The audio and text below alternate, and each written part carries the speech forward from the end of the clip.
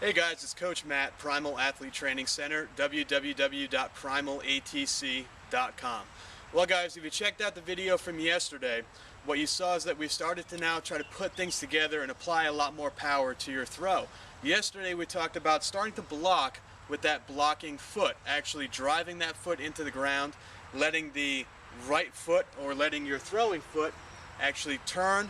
The left arm's going to come in, the blocking arm's going to come in, and finally the throwing arm, my right arm, was going to come through at the last second. Today what we're going to talk about is actually pulling down, today we're actually going to talk about pulling back that javelin.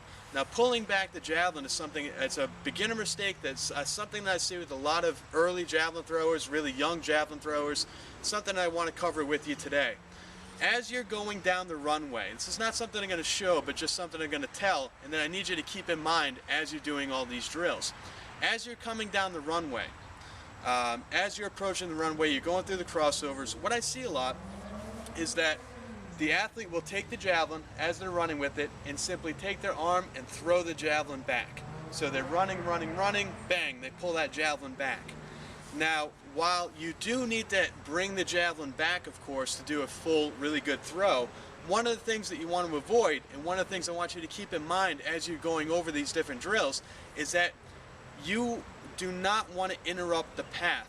You do not want to interrupt the flow, the movement of that javelin going forward. As you're running up the runway, as you're starting into your crossovers, you're accelerating and the javelin is pointing forward. That's going to be a common theme among all these videos. You're accelerating and the javelin is always pointing forward. Now, one of the things you want to watch out for, of course, is as the javelin is going forward, you never want to then put an opposite force on that jav. So as you're running forward, you never just want to take the jab and throw it way back behind you. Take it and just yank it back as fast as you can.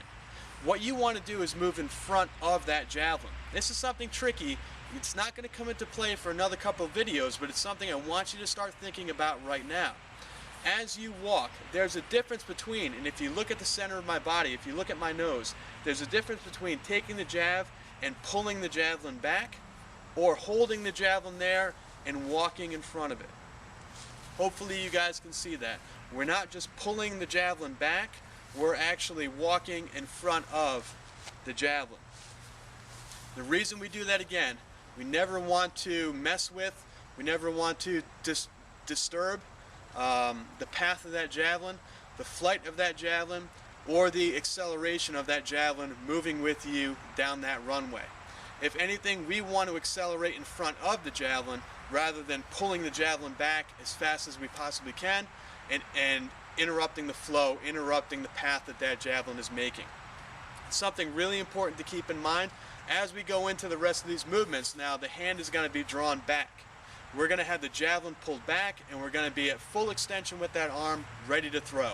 So you need to make sure, number one, is that you're keeping in the back of your head that in order to get to that position, we didn't jack the javelin back. We didn't yank the javelin back as fast as we could. We simply moved in front of it. So as we get working into these crossovers, as we get working into the full release and the approach run, and putting it all together step by step, keep that in mind. Guys, hopefully this helps you out. That's what I'm here for. That's what primalatc.com is here for.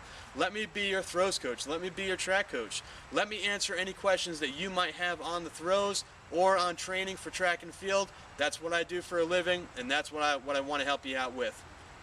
Guys, please make sure that you're letting your teammates, your friends, and your coaches know that primalatc.com is the place to come. If you have questions on your throws, if you need answers with a specific problem that you're having, that's what I do, and I'm happy to help you out. Thanks.